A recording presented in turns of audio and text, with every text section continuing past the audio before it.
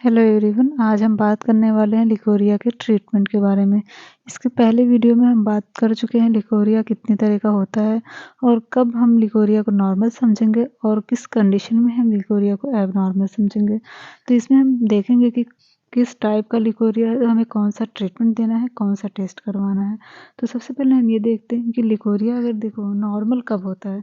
अगर पीरियड आने से 2-3 दिन पहले आ रहा है या फिर पीरियड ख़त्म होने के 1 हफ़्ते के बाद आ रहा है 2-3 दिन के लिए, तो फिर ये नॉर्मल है। इसमें किसी भी मेडिसिन की ज़रूरत नहीं होती है, क्योंकि इस टाइम पे ओव्यूलेशन का टाइम होता है और जब एग रिलीज़ होता है तो ऐसी कंडीशन में कुछ सिक्रेशन होते हैं और वही जो होता है वजाइनल डिस्चार्ज होता है, उसी को हम लिकोरिया कहते हैं। तो ये नॉर्मल होता है।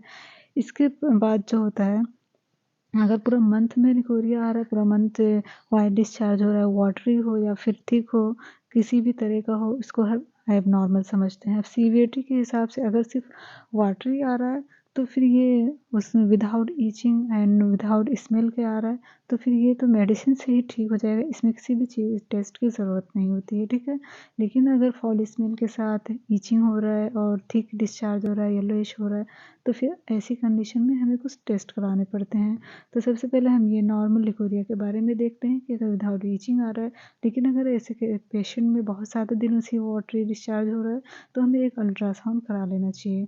अल्ट्रासाउंड कराने के बाद अगर उसमें पीसीओएस आता है या फिर बल्कि यूट्रस आता है, तो फिर हम उसके हिसाब से अब ट्रीटमेंट करेंगे। अगर किसी पेशेंट में पीसीओएस आ रहा है तो उसमें मोस्टली जो होता है वाटरी डिस्चार्ज ही होता है, क्योंकि वो एग जो होता है वो रिलीज़ नहीं होता और वहाँ से कुछ सिक्रेशन होते रहता है जो कि बाहर आते रहता है। अब हम इसका ट्रीटमेंट जो होता है पीसीओएस को हम ठीक करेंगे, ये वाटर डिस्चार्ज जो हो रहा है ये खुद ब खुद ठीक हो जाएगा। तो पीसीओएस के लिए हम हार्मोनल ट्रीटमेंट देते हैं, क्योंकि पीसीओएस जिस पेशेंट में होगा उसमें पीरियड भी इरेगुलर होगा, वेट गेन होगा, ये सब कंडीशन पाई जाती है। तो सबसे पहले हम पीसीओएस को ट्रीट करेंगे। पीसीओएस के लिए हम सबसे पहले तो हार्मोनल टैबलेट देंगे, 21 डेज़ के लिए नॉर्थेस्ट्रॉन देंगे। नाइट में खाना रहता है 1 टैबलेट। 28 डेज़ खाने के बाद 1 वीक के लिए गैप करना है, वापस से 21 डेज़ खाना है, फिर 1 वीक गैप करना है। इसी तरह से 3 साइकिल हम इसको चलाते हैं। अब इसके साथ ही साथ हम एक टैबलेट यूज़ करते हैं जिसमें डिचायरो और मायोआइनोस्टॉल होना कंपल्सरी है। ये दोनों कंटेंट का टैबलेट हम यूज़ करते हैं। नाइट में 1 टैबलेट, 3 मंथ तक डेली खाना है इसको विदाउट स्किप किए हुए।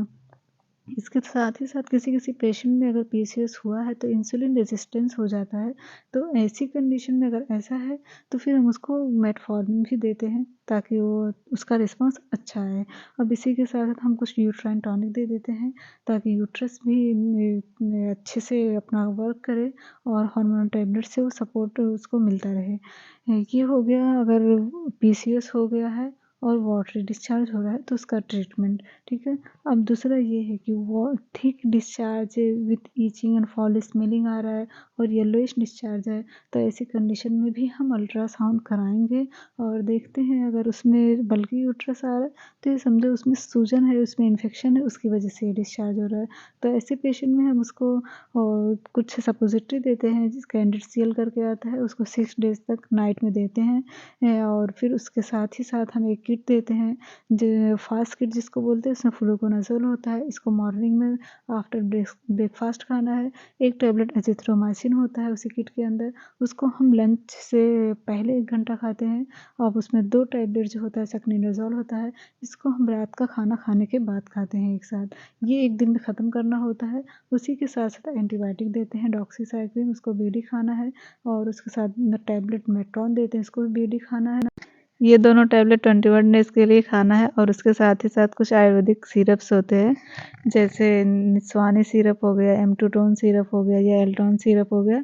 ये तीनों सिरप में से कोई भी एक सिरप 10 ml बीडी लेना है और इसी के साथ साथ अगर लिकोरिया बहुत ज़्यादा दिनों से आ रहा है तो कैल्शियम की भी कमी हो जाती है। तो ऐसी कंडीशन में हमें कैल्शियम का टैबलेट कुछ दिनों तक चलाना होता है और उसके साथ ही साथ विटामिन डी 3 का कैप्सूल वीकली में देना होता है। इतनी मेडिसिन से वैसे तो लिकोरिया ठीक हो जाता है, लेकिन अगर ये सारा ट्रीटमेंट लेने के बाद भी लिकोरिया ठीक नहीं हो रहा है तो ऐसी कंडीशन में हमें कुछ एडवांस टेस्ट कराना होता है, जैसे पैप स्मीयर हो गया या फिर सर्वाइकल म्यूकोसा लेकर उसका हम स्कैन कराते हैं लैब में और फिर उसके अकॉर्डिंग दूसरा ट्रीटमेंट देते हैं।